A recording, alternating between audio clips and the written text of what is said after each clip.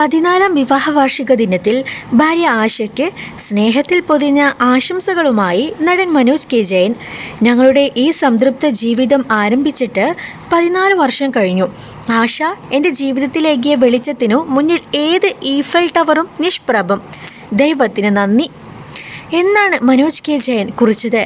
മകൾ കുഞ്ഞാറ്റ അടക്കം നിരവധി പേരാണ് മനോജിനും ആശയ്ക്കും ആശംസകൾ അറിയിച്ചെത്തിയത്. മനോജ് കെ ജയനും ആശയും UK-യിലാണ് കുടുംബസമേതം താമസിക്കുന്നത്. 2011-ലാണ് ആശയും മനോജും വിവാഹിതരാകുന്നത്. ഈ ബന്ധത്തിൽ അമൃത് എന്നൊരു മകനുമുണ്ട്. ആശയുടെ ആദ്യ വിവാഹത്തിലുള്ള മകൾ ശ്രേയയും തേജലക്ഷ്മിയും സമപ്രായക്കാരാണ്.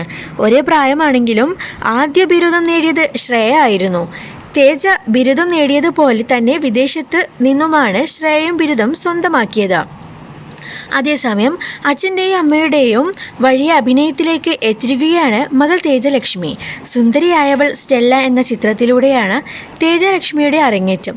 നവാഗതനായ ബിനു പീറ്റർ സംവിധാനം ചെയ്യുന്ന സുന്ദരിയായവൾ സ്റ്റെല്ല എന്ന ചിത്രത്തിൽ കുഞ്ഞാറ്റയുടെ നായകനായി എത്തുന്നത് സർജാനോ ഖാലിദാണ്.